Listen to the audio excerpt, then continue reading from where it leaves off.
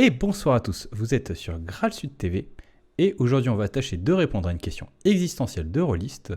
A-t-on besoin de dés et de fiches de personnages pour faire du jeu de rôle classique?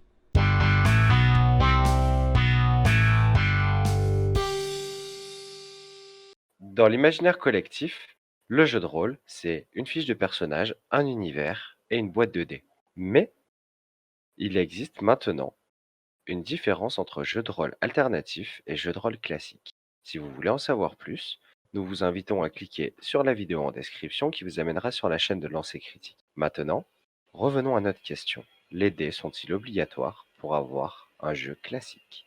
Et aujourd'hui on va vous parler de Les Exorcistes par Trikitov, Batronoman et Thomas Mignet.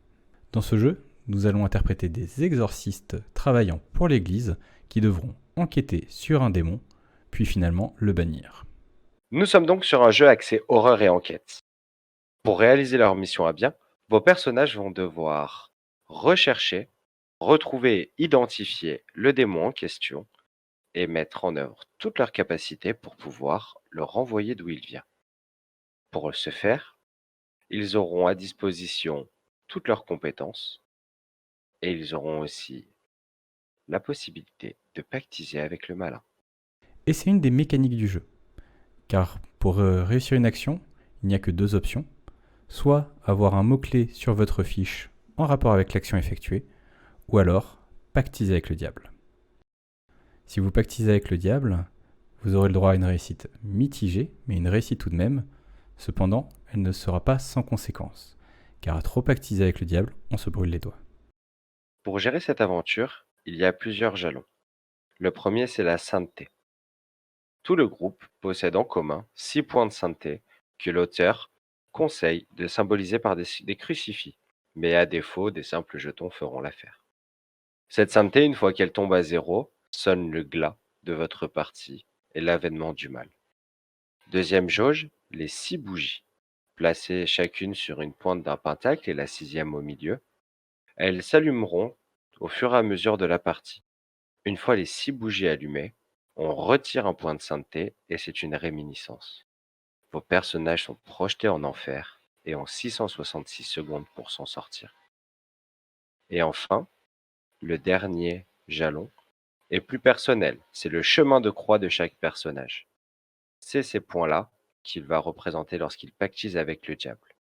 Au bout de 3 croix inversées sur son chemin de croix, les croix sont effacées et un événement négatif survient et surgit, c'est l'éruption diabolique. Ces événements vont avoir un impact négatif sur votre partie, mais vous n'en aurez pas forcément conscience. Car vous allez pouvoir perdre un équipement, un proche va pouvoir être blessé, peut-être qu'un journaliste va enquêter sur vous. Bref, ça va apporter un inconnu dans votre partie. Votre personnage, à sa création, sera défini par 5 jalons essentiels. Le premier, sa vertu, un point sur lequel il est vertueux et qui servira de mot-clé. Le deuxième, son vice. Votre personnage a de sombres secrets et peut-être une attitude qui ne convient pas à tout le monde. C'est son vice. Ce vice sert aussi de mot-clé. Après, avec l'historique et la présentation du personnage, il y aura 5 mots-clés supplémentaires. Le premier, commun à tout le monde, c'est prêtre exorciste. Votre personnage fait de l'escalade, son mot-clé peut être l'escalade, ce qui l'aidera souvent à monter des objets, voire, si le MJ l'accorde, à esquiver des coups. Les 2 derniers jalons sont un lien fort avec un PNJ, qui est noté comme PNJ favori, qui sera la personne de référence qui pourra vous aider en cas de besoin, et le lien avec un autre personnage. À partir de ces 5 jalons, votre fiche est complétée et l'aventure peut commencer.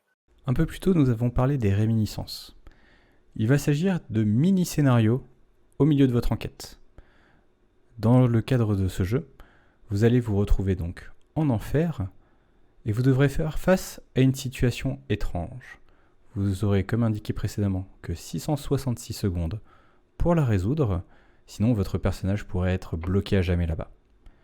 Petite particularité, l'auteur vous conseille lors des réminiscences de laisser la main de la maîtrise à un autre joueur afin de faire encore plus la différence entre l'enquête dans le monde réel et ce qui se passe en enfer. Les exorcistes, par sa mécanique, vous proposent donc quelque chose de simple, qui est la liberté de votre personnage de pouvoir réussir ou échouer ses actions. Mais attention, chaque choix a des conséquences. En dehors de ça, le jeu est très classique. Vous allez avoir des enquêtes, des combats, vous allez jouer dans un univers très proche de la réalité telle que vous la connaissez, se rapprochant à sa manière d'un Cthulhu ou de tout autre jeu d'enquête horrifique de ce genre. Les exorcistes possèdent des avantages et des défauts. Un de ces avantages est qu'à la manière de Voltaire et la description des scènes de bataille dans Candide, le jeu est très sérieux, très exagéré, ce qui en fait ressortir l'humour et le second degré qu'il possède.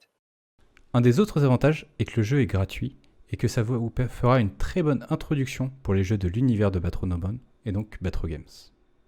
La mécanique de jeu et les règles qui vont se dérouler sur l'enquête permettent à la façon d'un système game show d'avoir directement les indices et ainsi de ne pas trop se retrouver bloqué sur la résolution de l'enquête, mais plus dans les péripéties qui vont mener d'un indice à un autre. En effet, au début de la partie, nous allons être envoyés directement pour résoudre un cas d'exorcisme, donc nous savons quoi chercher. Et même pour aller un peu plus loin, vous pouvez permettre à vos joueurs d'aller sur Internet pour trouver les informations dont ils ont besoin pour résoudre l'enquête. L'alternance entre les passages enfer et réalité permet au jeu de vraiment installer une ambiance. Cette ambiance pourra du coup être contrastée entre les différents lieux dans lesquels vont se retrouver les personnages et ainsi asseoir au maximum une ambiance poisseuse, proche de ce que peut être le film L'Exorciste. Bien sûr, le jeu n'est pas exempt de défauts. Un des principaux soucis que vous risquez d'avoir lorsque vous allez préparer l'exorciste est qu'il va vous falloir faire des recherches en amont sur les démons, histoire d'avoir une histoire cohérente. D'ailleurs, le jeu ne fournit aucun scénario de base. On pourrait reprocher au jeu, même s'il est écrit sous la forme du second degré, d'avoir des positions plus ou moins contre la religion. Ce n'est pas un point négatif en soi, mais c'est quelque chose dont il faut être averti avant de se lancer dans cette aventure. Et au final, mon cher Adrien, peut-on faire du jeu de rôle classique sans avoir besoin de dés ? Et la réponse est oui. Comme le prouvent les exorcistes, nous sommes sur un jeu au scénario totalement habituel pour le style horreur et enquête, avec des mécaniques qui sont bien rodées, et où la seule petite différence est le fait de pouvoir choisir ou non de réussir ses actions. Le jeu reste en soi pas plus différent qu'un Cthulhu, même si son univers et sa patte sont beaucoup plus ancrés dans la religion existante et réelle et dans la vision qu'elle peut offrir.